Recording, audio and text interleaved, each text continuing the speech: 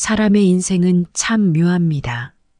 누구에게나 자신을 위해 평생을 헌신했던 가족이 있지만 그 사랑과 희생이 정말로 받아들여지는 순간이 오는지는 알 수 없는 일이죠. 70대 초반의 경자 씨도 그런 사람이었습니다. 남편과 사별한 후 홀로 조용한 일상을 보내며 하나뿐인 아들 가족을 위해 아낌없이 지원해 왔습니다.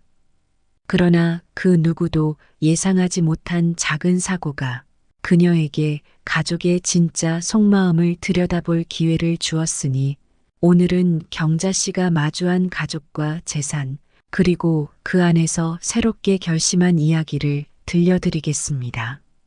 70대 초반의 경자 씨는 남편과 사별한 지 3년이 지났고 그 이후로 혼자 평화로운 일상을 보내고 있었습니다.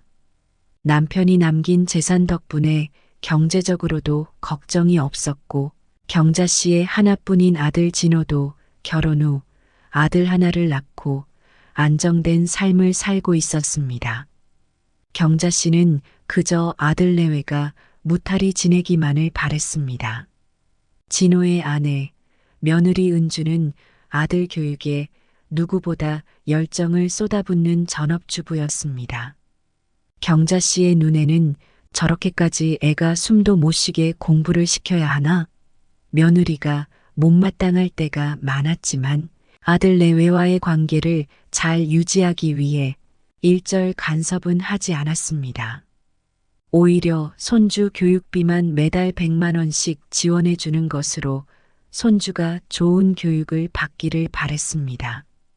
그러던 어느 날 경자 씨는 평소와 다름없이 아침을 맞이해 집안일을 하다 계단을 내려오던 중 발을 헛디뎌 그대로 바닥에 넘어지고 말았습니다. 다리에 강한 충격이 전해지며 꼬리뼈에 통증이 밀려왔고 처음에는 단순히 타박상이라 여기며 참아보려 했지만 시간이 지날수록 통증은 점점 더 심해졌습니다. 경자 씨는 결국 119에 도움을 요청해 병원에 가게 되었습니다.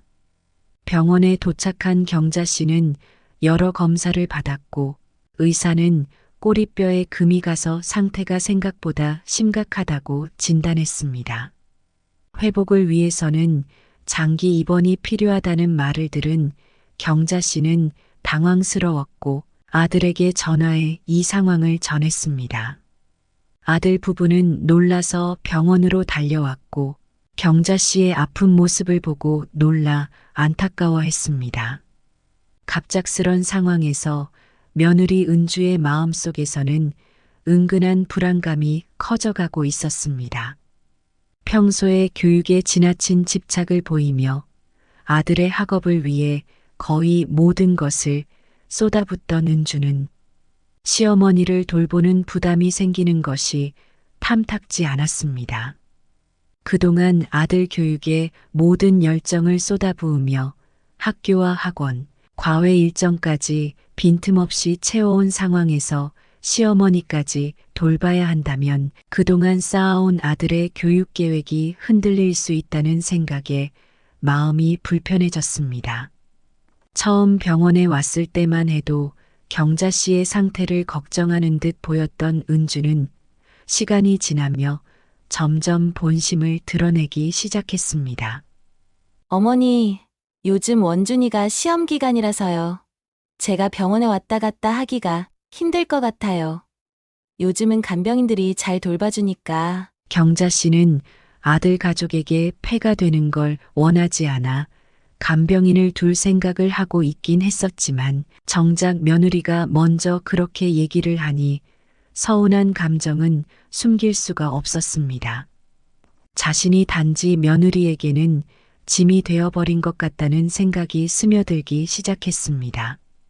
입원을 위해 이런저런 설명을 듣고 오던 중 경자 씨는 우연히 며느리와 아들이 나누는 대화를 듣게 되었습니다. 며느리 은주는 낮은 목소리로 그러나 뚜렷한 어조로 말했습니다. 솔직히 시어머니 간병을 꼭 며느리가 해야 된다는 법이 있나? 원준이 이번 시험 망치면 당신이 책임질 거야. 우연히 이 말을 엿듣게 된 경자 씨는 복도에서 그 말을 듣고는 한참 동안 차갑게 굳어 있었습니다. 경자 씨는 며느리 은주의 간병인을 두자는 말에 서운했지만 폐가 되지 않겠다는 마음으로 간병인을 두기로 하였습니다. 일주일이 지나고 병원비 중간 정산서가 나와 아들에게 전화를 했고 다음 날 아들 내외가 병원으로 찾아왔습니다. 그러던 중 진호와 은주는 병실에서 병원비를 보며 대화를 나누기 시작했습니다. 경자 씨는 누워 있다가 말소리에 잠이 깨 우연히 두 사람의 대화를 엿듣게 되었습니다. 여보, 어머니 병원비가 생각보다 많이 나왔네. 앞으로 재활도 계속 받으셔야 할 텐데 부담이 만만치 않겠어. 그래서 말인데 어머니가 예금이 꽤 있으시잖아. 병원비는 그냥 어머님이 내시게 하는 게 어떨까? 조용히 말해. 어머니가 들으시면 섭섭해하실 거야. 그냥 우리가 부담할 방법을. 섭섭은 무슨. 나중에 어머니 돌아가시면 어차피 그 돈은 다 우리 목 아닌가.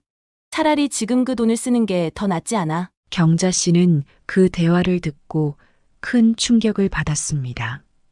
자신의 재산을 본인 병원비로 내야 한다는 은주의 이기적인 발언에 서러움이 치밀어 올랐습니다.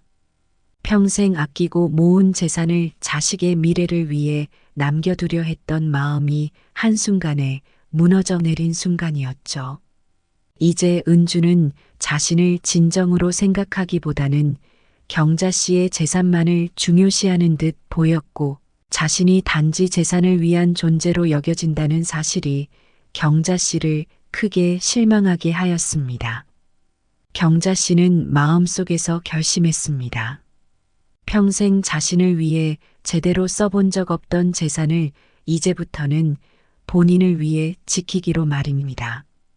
그렇게 마음속에 결심을 다진 경자 씨는 병원에서 퇴원한 후 본격적으로 자신의 노후 자산을 정리하기 시작하였습니다. 먼저 경자 씨는 아들에게 한 번도 보여준 적 없던 서류들을 꺼내어 정리했습니다. 그동안 힘들게 모아온 자산들을 자신을 위해 활용하리라 마음먹은 것이죠. 아들 부부를 더 이상 의지하지 않고 자신만의 생활을 지켜나가리라 다짐했습니다. 며칠 후 경자 씨는 변호사를 찾아가 자산 관리와 상속 계획에 대해 상담했습니다. 변호사와의 상담을 통해 경자 씨는 자신이 남긴 자산이 오롯이 자신을 위한 자금으로 쓰일 수 있도록 주택연금과 개인 계좌를 새롭게 구성하기로 결정하였습니다. 특히 필요할 때 도움을 준 이웃들과 함께 나눌 수 있는 기부 계획도 세워두었습니다. 그 후로 경자 씨는 아들 부부와의 관계를 예전처럼 유지하되 재산이나 자신의 일에 대해 철저하게 침묵하기로 결심하였습니다. 아들이 자주 어머니, 요즘 생활비는 괜찮으세요? 라며 넌지시 물어볼 때마다 경자 씨는 그저 웃으며 내 걱정은 하지 말아라고 답할 뿐이었습니다. 어느 날 은주가 어머니, 우리 원준이 캐나다로 유학을 보내볼까 하는데요. 어머님이 지원을 좀 해주실 수 있을까요? 애아빠 수입은 정해져 있고 유학비가 만만치 않겠더라고요. 라고 말하자 경자 씨는 차분하게 대답했습니다. 지금까지 내 할 만큼 했고, 이제 너희가 알아서 해라. 은주의 표정은 당황스러웠지만 경자 씨는 차분하고 단호한 태도로 일관했습니다.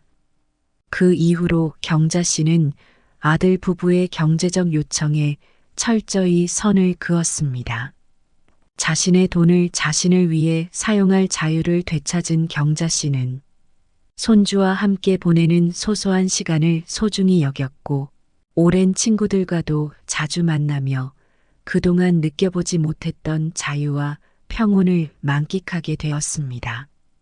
이제 경자 씨는 자식에게 휘둘리지 않고 오롯이 자신의 선택으로 남은 삶을 살아가기로 결심했습니다. 사랑하는 사람들을 위해 평생을 바친 경자 씨였지만 이제는 자신을 위한 시간을 찾아가기로 결심했습니다. 그녀가 깨달은 것은 진정한 행복은 남을 위해 모든 것을 내어주는 것이 아닌 스스로를 소중히 여기고 존중하는 데서 비롯된다는 사실이었습니다. 가족에게 휘둘리지 않고 자신의 선택으로 채워가는 삶, 경자 씨는 그 안에서 진정한 평온을 되찾아가고 있었습니다. 언젠가 아들 부부가 진정한 가족의 의미를 깨달을 날을 기다리며 경자 씨는 오늘도 자신만의 조용하고 행복한 하루를 만들어가고 있습니다.